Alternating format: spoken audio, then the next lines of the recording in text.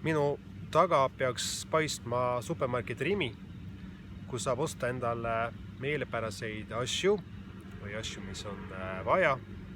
Kas tõega on samamoodi, et saab neid osta või valida nagu supermarketist neid asju, mis sulle meeldib, Jumala kohta ja tõe kohta need sa valid, teisi asju, mis sulle ei meeldi, lihtsalt jäävad valimata.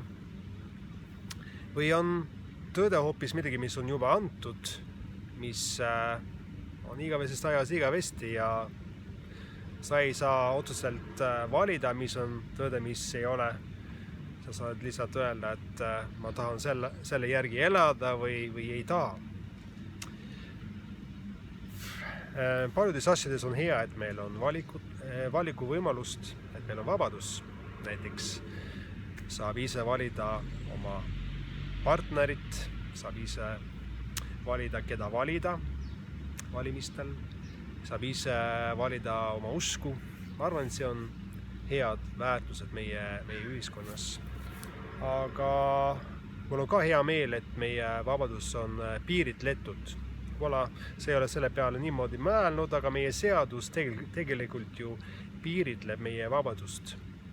Et me ei saa näiteks tappa inimesi või varastada või vähemalt kui me seda teeme, siis on selline päris suur risk, et me peame vangi minema või trahvi maksma selle eest, mida me oleme teinud.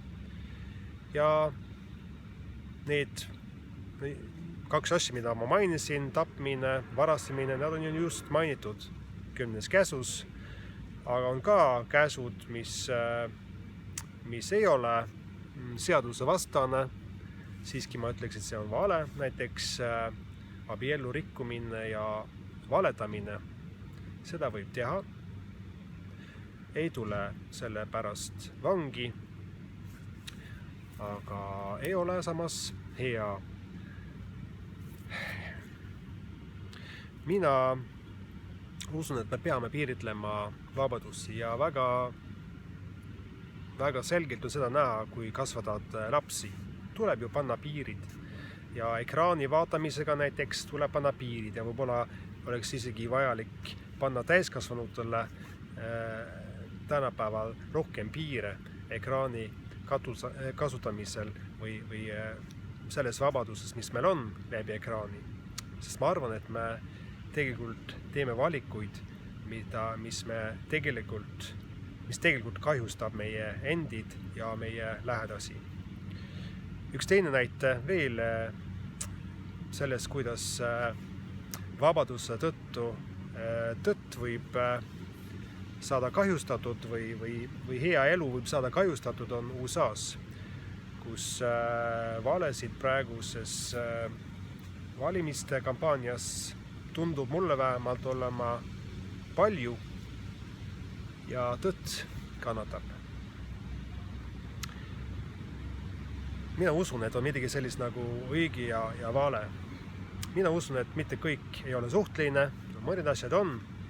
Kas ma lähen praegu poodi või lähen jooksma, ma valida üht ja teist ja mitte kumbki neist ei ole otseselt midagi halba. Aga kui me räägime suurematest tõdedest, siis ma usun, et on midagi sellist nagu õige ja vale juba antud. Ma usun, et meie kiriku usk, meie piibel, mis sügavas mõttes on Jeesus Kristus ise, ma usun, et ta räägib tõtt meie elu kohta. See ei ole alati meeldiv. Kui ma lähen piiblisse, hakkan lugema, siis mitte kõike, mida ma loen, on meeldiv. Võib-olla ma avastan asju, näiteks Jeesuse mäejutluses, mis tegelikult, kui ma seda loen, siis ma pean tunnistama, et ma ei suuda ise päris elada selle järgi. Aga kas ma siis nagu mõtlen, et siis ei ole tõde ka, kui mina ei saa selle järgi elada, siis ei ole tõtt. Või pean tunnistama, et okei, ma olen patune, ma ei suuda elada sinu käsu järgi, issand, aga anna mulle armu. andesta mind.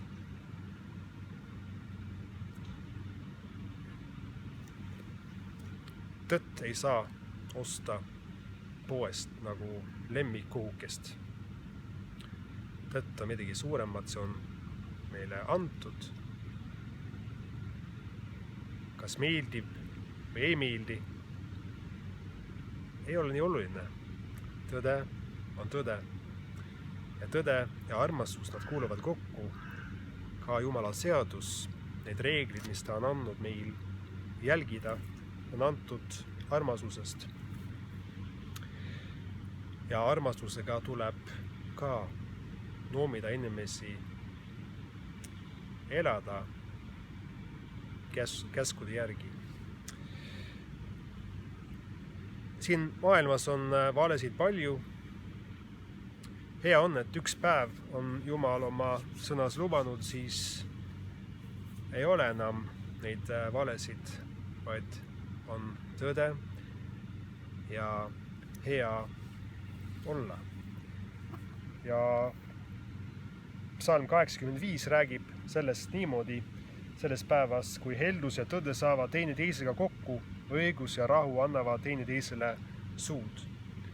Ja nii hea on, kui seda saab juba siin ja praegu selles elus kogeda, et heldus ja tõde saavad teineteisega kokku. See on võimalik ja peame paluma Jumalalt abi, oma püha vaimu, tema püha vaimu, et ta saaks meile abistada seda kogeda. Issand, õnnistagu sind ja hoidku sind. Issand, lasku oma paale paista sinu peale, olgu sulle armuline. Isa, tõsku oma paale sinu üle ja andku sulle oma rahu, Isa, Poja ja Püha vaimu nimel. Aamen.